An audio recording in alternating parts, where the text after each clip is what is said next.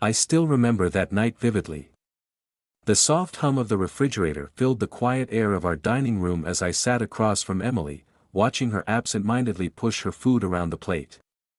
The dim glow of the chandelier cast long shadows on the wooden table, making the room feel oddly smaller, more intimate, yet strangely suffocating. At first, I didn't think much of it.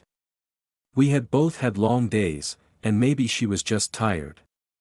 But something about the way she avoided my gaze, the way her fingers trembled slightly as she reached for her wine glass, set off a chew. I tried to brush it off, telling myself I was overthinking. "You okay?" I asked casually, spearing a piece of steak with my fork. She flinched. It was barely noticeable, just the smallest twitch of her shoulders, but I caught it. "Yeah," she said quickly, a little too quickly. "Just a long day at work." She forced a small smile, but it didn't reach her eyes. That's when her phone buzzed, a single vibration. A message. Emily's entire body went rigid. She glanced at her phone, and in that split second, her expression changed, first to shock, then to something resembling fear, then, just as fast, she schooled her features into indifference and flipped the phone over, screen down. That's when I knew something was wrong. My heart rate picked up slightly, though I tried to act normal. "Who was that?" I asked. Keeping my voice light, she hesitated. That hesitation said more than words ever could. "Just a colleague," she finally said, taking a sip of her wine, as if that would wash away the lie. I forced a smile and nodded, but inside, my mind was racing. If it was just a colleague, why had she gone pale?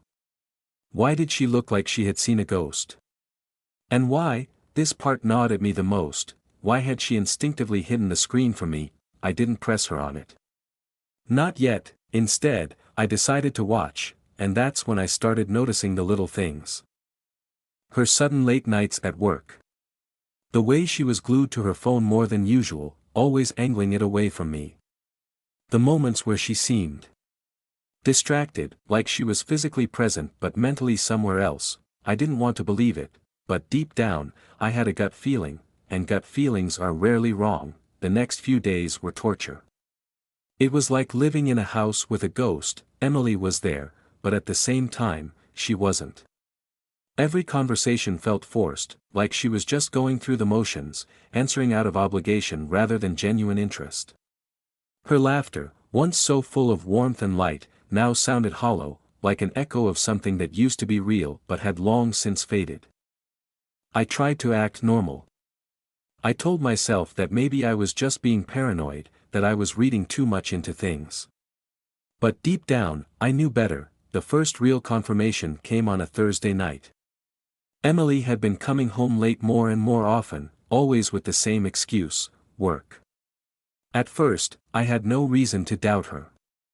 She had a demanding job, deadlines, meetings.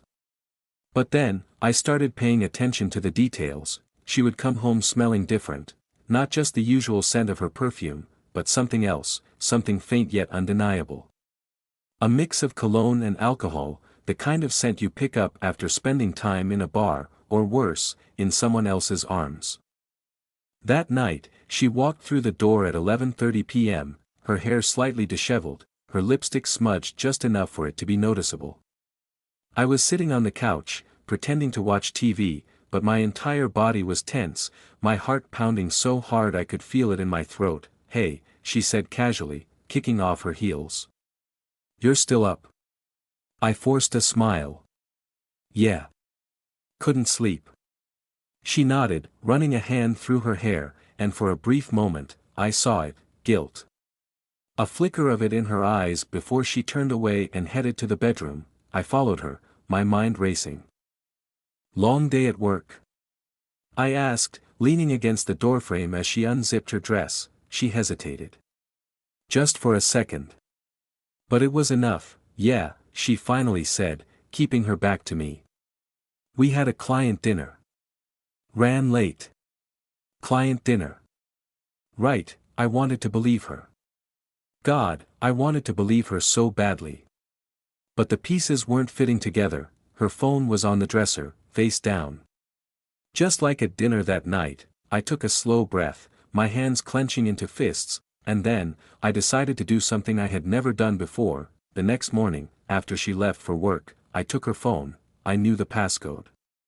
She had told me once, back when things were different, back when there were no secrets between us. My hands were shaking as I typed it in, my stomach twisted into knots, and then, the screen unlocked, messages. Dozens of them, from a number that wasn't saved in her contacts. My vision blurred for a second as I scrolled through them. Last night was amazing. I can't stop thinking about you. I miss you already. When can I see you again? I felt like I was going to be sick. Every single text was a dagger straight into my chest, each one confirming what I had been trying so desperately to deny. Emily was cheating on me, and the worst part, she wasn't even trying that hard to hide it. My hands were shaking as I sat on the edge of the bed, Emily's phone still in my grip. My breathing was ragged, my vision blurred, my entire body felt like it was on fire. The words on the screen burned into my mind, each text a fresh wound, each message a new betrayal that cut deeper than the last. Last night was amazing. I can't stop thinking about you. I miss you already. When can I see you again? I read them over and over again, as if somehow, the meaning would change. As if there was some logical explanation that didn't end with my wife being in another man's arms. But there wasn't. My stomach twisted into knots, bile rising in my throat. I felt sick. I felt numb. I felt everything all at once. Who was he? How long had this been going on? Had she ever felt guilty? Or had she been playing me for a fool this entire time? I scrolled up, my fingers moving faster than my brain could process. There were dozens of messages, weeks, months of them. Some were short and flirty, little inside jokes and sweet nothings. Others were explicit, descriptions of nights spent together, of things she had done with him, things she hadn't done with me in months. I clenched my jaw so hard it hurt. The messages weren't from some random guy, they were from Ethan, my best friend. The guy who had been in my life for over 10 years. The guy who had been my best man at our wedding. The guy who had sat across from me at countless dinners, laughing, joking, pretending like he wasn't fucking my wife behind my back, my hands balled into fists, my knuckles turning white. A sickening mix of rage and heartbreak tore through me. My chest felt tight, my skin burned, my head pounded like a drum. How could she do this? How could he do this? I stared at the phone, my mind racing. I could confront her right now. I could smash the phone against the wall, scream, demand answers. But then what? She would lie. She would cry. She would twist the truth, try to make it seem like it was nothing. Like it was a mistake, like it didn't mean anything. No, that wasn't enough. I needed more. I needed to know everything. Taking a deep breath, I did something I never thought I'd do. I forwarded the messages to myself, every single one, the texts, the pictures, the voice notes, all of it. If she was going to lie, if she was going to try and gaslight me, I needed proof. Solid, undeniable proof. I deleted the forwarded messages from her phone, making sure there was no trace of what I had done. Then, I placed the phone back exactly where I found it, like nothing had happened. But something had happened, something inside me had changed. I wasn't going to be the clueless husband anymore. I wasn't going to be played for a fool. Emily and Ethan thought they were in control. They thought they could keep their dirty little secret hidden. They had no idea that the game had just changed, and this time, I was the one holding all the cards. I didn't sleep that night. I couldn't. I lay in bed, staring at the ceiling, feeling like a stranger in my own home. Emily was right beside me. Curled up under the covers, breathing softly, completely unaware that I knew everything. I could barely stand to look at her. My mind wouldn't stop racing, playing back every moment from the past few months.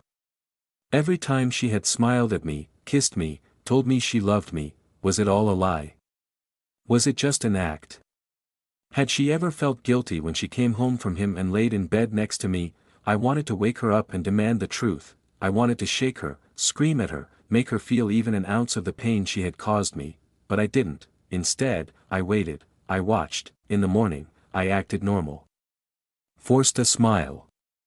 Kissed her goodbye like always. But inside, I was seething. I had a plan. I wasn't just going to confront them, I was going to destroy them. The first thing I did was call Ethan. My best friend. The man who had betrayed me. "Hey, man," he answered, his voice easy, casual, as if he wasn't fucking my wife behind my back. "What's up?" I clenched my jaw so hard my teeth hurt. "Not much," I said, forcing my voice to stay calm. "You free tonight? Let's grab some beers. It's been a while." There was a pause. A hesitation. Yeah. Yeah, sure. Sounds good. Good." He had no idea what was coming. That day, I gathered everything I needed. I printed out the texts, the pictures, every single disgusting detail of their affair. I wanted to see his face when I laid it all out in front of him. I wanted to watch the color drain from his skin. I wanted him to feel the weight of what he had done. That evening, I sat at the bar, waiting. My heart was pounding, my fingers tapping against the table. My rage was barely contained, simmering just beneath the surface, and then he walked in, Ethan, smiling, laughing, completely unaware that his world was about to shatter. He sat down across from me, ordered a beer, and took a sip. "So," he said, leaning back. "What's up?" I slid the envelope across the table. He frowned, hesitated, then picked it up. Opened it, and just like that, everything changed. His face went pale. His hands trembled as he flipped through the papers. His breathing became shallow, his eyes shot up to mine, wide with panic. "Dude." I cut him off. "Don't." Silence. The bar was loud, but between us, there was nothing but an unbearable, suffocating quiet. I leaned in, my voice low, steady, dangerous. "How long?" He swallowed hard. "Man, I didn't mean for this to, how long?" A beat of silence. Then, 6 months. 6 months, half a year of lies, half a year of betrayal, half a year of my best friend sneaking around with my wife while I sat at home like a fucking idiot. I let out a slow breath, my hands gripping the edge of the table so tightly I thought it might break. Ethan looked around, as if searching for an escape, as if trying to figure out how to talk his way out of this. "There's nothing between us, man," he said, desperation creeping into his voice. "It was just a mistake. A mistake, a fucking mistake." I saw red. Before I even realized what I was doing, my fist collided with his jaw, sending him stumbling back. The bar erupted in chaos, people shouting, chairs scraping, drinks spilling. Ethan clutched his face, his eyes wide with shock. "You lied to me," I growled, my voice shaking with fury. "You sat across from me for months, knowing you were fucking my wife, and you lied to my face." He didn't even try to deny it, he just stood there, bleeding, knowing there was nothing he could say to fix this. I didn't give him a chance to speak. I turned around and walked away, because this wasn't over, not even close. Emily was next. The night was heavy with anticipation, the weight of unspoken truths hanging in the air like thick smoke. I had never felt this way before, like I was standing on the edge of something vast and unknowable, a precipice that could change everything. I could barely breathe, and yet, the strange, gnawing feeling of both anger and sorrow kept twisting inside me, refusing to leave. It was almost midnight, and I had been pacing the living room for what seemed like hours, replaying every moment of the last few weeks in my mind. I couldn't shake the image of Sarah's face when she'd brushed me off earlier that day. Her eyes, once filled with warmth and affection, now felt cold and distant. The smiles we had shared, the laughter we used to enjoy, all of it felt like a lie, but it wasn't until I stumbled across the receipt, that damned receipt, that the whole puzzle began to fall into place. I had been searching through the kitchen drawers, hoping to find something that would give me a clue. Anything that could explain the shifts in Sarah's behavior. The late nights, the cryptic text messages she would quickly hide when I walked into the room. And then, buried deep in the drawer beneath some old bills, I found it, a receipt for a hotel room. The date, just a few days earlier, was etched in black ink, and the name printed on the receipt was not mine. My heart sank. A mixture of dread and fury clawed at my chest as I stared at the slip of paper. It couldn't be real. She couldn't have been with someone else. Not Sarah.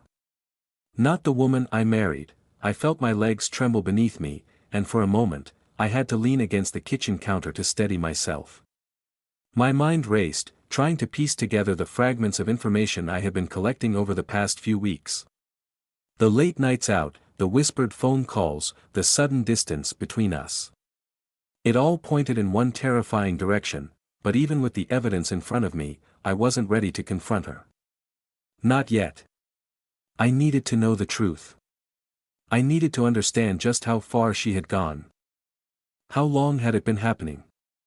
Who was the man she had been seeing behind my back? I made a decision then, one I hadn't expected to make. I would follow her. The following evening, after dinner, I pretended to be absorbed in my work. Sarah was in the bedroom, getting ready for another night out with the girls, a routine she had started months ago. But something in her tone that evening had made me suspicious. She seemed rushed, flustered even, as if she were trying to cover something up. I waited until she left, her car pulling out of the driveway, and then I quietly followed her. It wasn't easy to keep a safe distance, but I had to know. The man who had been invading my thoughts and dreams was someone I needed to see for myself. The drive took us through familiar streets, but the longer I followed, the more anxious I became. My palms were sweaty, my heart pounding in my chest like a war drum. I had no idea what I was about to find. No idea how this night would end. We drove for almost an hour before she turned off the main road and onto a quiet street, one I didn't recognize. She parked outside a small, upscale apartment complex, and I could see her get out of the car, looking around nervously as she adjusted her coat. I parked further down the street, out of sight, and waited. My body felt like it was made of stone, heavy and unyielding, unable to move. I watched her disappear inside the building, and for the first time, a wave of cold realization hit me. She wasn't just having an affair. This was something deeper, something more than I had imagined. The minutes dragged on as I sat in the car, my mind racing with possibilities. Who was she meeting? Who was the man she was hiding from me? Every second felt like an eternity, and I began to wonder if I had made a terrible mistake by following her. But there was no turning back now. I had to know the truth. After what felt like an age, I finally saw Sarah emerge from the building. She wasn't alone. A man, tall, dark-haired, and casually dressed, walked beside her, his hand resting lightly on her back. They were laughing, and I could see the way her eyes lit up when she looked at him. It was something I hadn't seen in months, that spark in her gaze. They shared a brief, intimate kiss at the entrance before she got into her car and drove away. The man stood there for a moment, watching her leave, and then he disappeared back inside. I sat there, in shock, unable to process what I had just witnessed. It was as if the ground beneath me had suddenly fallen away, leaving me floating in the air. The woman I had loved, the woman I had trusted, was seeing someone else. And I had seen it with my own eyes. I didn't know how long I sat there, staring at the empty street, but eventually, I drove home. My mind was a blur of thoughts, emotions, and disbelief. The truth had come crashing down on me like a wave, and I didn't know what to do next. I had never felt more lost in my life. The next few days passed in a blur. I couldn't sleep, couldn't eat, couldn't even focus on my work. My mind was consumed by the image of Sarah with that man, the way they had laughed together, the way her eyes sparkled when she looked at him. It was like a knife in my chest, a constant reminder that everything I had believed in was a lie. I kept replaying that night in my head, over and over again. The way Sarah had looked at me when she got home, her eyes avoiding mine, her cheeks flushed, and her breath just a little too quick. She had been acting so normal, like nothing had happened, but I knew. I knew everything. I tried to confront her, to ask her directly, but the words never came. Every time I saw her, I felt a storm of emotions, anger, betrayal, confusion. But there was something else, something I didn't expect. I felt this strange, gnawing feeling of fear. Fear of what I might find out. Fear that if I confronted her, she would leave me. Fear that the truth would be too much to bear. Instead, I spent hours in my car, driving around aimlessly, trying to clear my head. But every street I turned down, every corner I passed, I found myself imagining her with him. What were they doing together? Was it just physical? Or was there more to it? The questions were endless, and no matter how hard I tried to push them away, they kept coming back, over and over again. I couldn't take it anymore. I had to know. I had to confront her. I had to understand what was going on, what had happened to our marriage, and if there was any way to fix it. I waited until the weekend, when Sarah had made plans to visit her mother. I decided that would be the perfect time. I would go to the apartment where I had seen her with the other man, and I would find out everything. No more guessing. No more wondering. The morning of the confrontation, I felt like a bundle of nerves. My stomach was twisted in knots, and my heart was pounding in my chest. It was as though I were about to walk into battle, and I didn't know if I was going to win or lose. I wasn't even sure what winning would look like. I arrived at the apartment complex just after noon, the sun high in the sky. It was quiet, almost too quiet. I parked a few blocks away, careful not to be seen, and walked slowly to the entrance. I tried to steady my breath, tried to calm my nerves, but it was impossible. The building looked ordinary enough, a few floors of brick apartments, a set of old stairs leading up to a small lobby.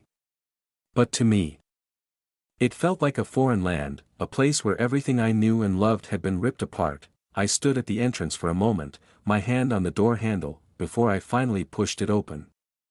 The smell of fresh paint and old furniture hit me as I stepped inside. I could feel the weight of the air, thick with tension, pressing down on me. The lobby was empty, and the elevator was broken. I took the stairs, each step feeling heavier than the last. My breath was coming faster now, and my legs were shaky. When I reached the second floor, I paused for a moment, trying to collect myself. I had no idea what I was about to walk into. I approached the door to the apartment where I had seen Sarah enter. My hand trembling as I reached for the doorknob. I had half expected it to be locked, half expected to be caught, but to my surprise, it turned easily. I pushed the door open slowly, trying not to make a sound. I stepped inside, the silence swallowing me whole. The apartment was small, but cozy. The walls were painted a soft beige, and the furniture was simple but well kept. There were photos on the walls, pictures of Sarah and the man, smiling together, their arms around each other. The sight of them hit me like a punch to the gut. I couldn't breathe. I walked further into the apartment, my feet carrying me almost automatically. It was like I was on autopilot, unable to stop myself. I was drawn to a room at the back of the apartment, the door slightly ajar. I pushed it open, my heart racing as I entered. Inside, I found Sarah, but she wasn't alone. There he was, the man who had stolen her heart. He was sitting on the couch, a drink in his hand, looking relaxed and comfortable. Sarah was standing near him, talking animatedly, her eyes bright and full of excitement. She didn't see me at first, but when she turned around, her face drained of color. For a moment, there was pure shock in her eyes, but it quickly gave way to guilt and shame. I didn't know you were coming," she said, her voice barely above a whisper. I couldn't speak. I was frozen in place, my mind struggling to comprehend what I was seeing. The man, seeing the look in my eyes, stood up quickly, as if to defend her. But I didn't want to hear his excuses. I didn't want to hear anything from him. I turned to Sarah. "Is this it?" I asked, my voice hoarse with emotion. "Is this the truth? Is this what you've been hiding from me all along?" She lowered her eyes, unable to meet my gaze. Her shoulders were hunched, and she looked small, broken. "I didn't want to hurt you," she said softly. "I never meant for any of this to happen." But the words fell flat. How could she explain this? How could she justify the pain she had caused me? And then, just as I thought the moment couldn't get any worse, the man spoke. we didn't mean for things to get this complicated," he said, his tone defensive. "We were just looking for something more." Something more. That was the moment when I realized the truth. This wasn't just about a simple affair. It wasn't just a mistake, a slip-up. No, this was a betrayal of everything we had built. A complete unraveling of everything we had shared. I looked at Sarah, the woman I had loved, the woman I had trusted, and I realized that she was no longer the person I had married. The woman standing before me was someone I didn't recognize. The tears started to fall, slow at first, but then faster, until I couldn't control them anymore. "I never thought it would end like this," I said, my voice cracking. I turned and walked out of the apartment, not looking back. When I came home that evening, everything seemed normal. Nothing indicated that I was about to go through a storm of emotions. I opened the door, and there she was, sitting on the couch. She was in the same pose I had seen so many times before, calm, smiling, as if everything was fine. But there was something in her eyes, a hint of uncertainty, a deep kind of discomfort that I couldn't quite place. I heard a sound coming from the kitchen, and I immediately remembered what had happened earlier that day. I couldn't hold it in any longer. My heart started racing. I couldn't ignore the doubt any longer. As I stepped into the living room, I couldn't help but feel that something was off. It was like walking into a scene that had already been set up, but I hadn't yet figured out my role in it. She sat there, as though waiting, but her smile was somehow different, fake, strained, not reflecting any real emotion. I stood still for a moment, gathering my thoughts. The questions were piling up in my head. How long had this been going on? What was she hiding? The silence in the room became suffocating. I had to speak. "You've been waiting, haven't you?" I said, trying to keep my voice steady, even though my chest was tightening with anger. "I'm home now." She didn't reply right away. Instead, she looked at me, her gaze shifting from the floor to meet my eyes. That smile never left her face, but now it seemed more forced, unnatural. I began to walk towards my room, but something stopped me. I remembered the phone I had left in the car. I felt a sudden urge to check it, to see if there was anything that could give me more insight into what was happening. I knew I couldn't just ignore the possibility of finding something. I needed to know. I walked to the table where my phone was charging. My hands were trembling as I picked it up. The screen lit up, revealing a few messages, and one in particular caught my eye. It was a message from her. My heart skipped a beat.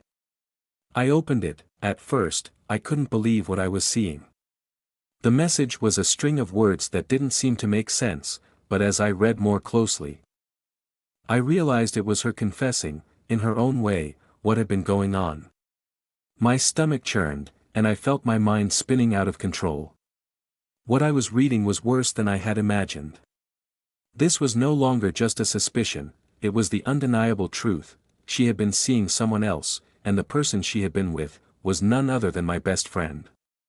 The betrayal hit me like a ton of bricks, and I could feel every ounce of trust one had ever placed in her crumbling beneath me. I didn't know how to react. I wanted to scream, confront her, demand answers, but I felt numb. My hands were shaking as I scrolled through the conversation, my eyes burning with tears I refused to let fall. I had never felt so betrayed in my life. The person I had loved and trusted for so long was now someone I didn't even recognize. I turned to face her, but I couldn't bring myself to say anything at first. The anger was building inside me, but I knew I had to keep it together, at least for now. She still hadn't said a word. Her silence was suffocating. Finally, she broke it. "You saw the messages, didn't you?" she asked, her voice almost whispering, as if she was ashamed. I nodded, my throat tight. "Why? Why would you do this to me? To us?" She didn't meet my eyes. She looked down at her hands, her fingers trembling. "I didn't mean for it to happen," she said softly, almost as if she was trying to convince herself. It just did. I never wanted to hurt you." I couldn't believe the words coming out of her mouth. How could she say she didn't mean it? She had made choices. She had done this. And now, here we were, standing on the edge of everything we had built together, looking at the wreckage she had caused. I could feel the anger rising in me again, but I didn't want to explode. I wanted answers, but most of all, I wanted to understand how things had gotten this far. Was it really worth it? I asked, my voice barely above a whisper.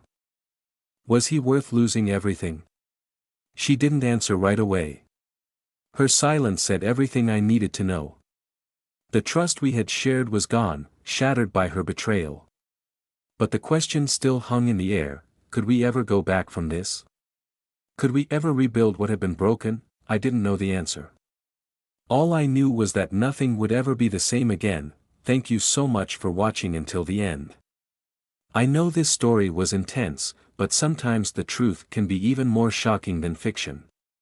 If you found yourself hooked, don't forget to leave a like, share, and subscribe for more stories like this. Your support means the world to me, and I'd love to hear your thoughts in the comments. Let me know how you would have handled a situation like this. I'm always reading and responding to what you guys have to say.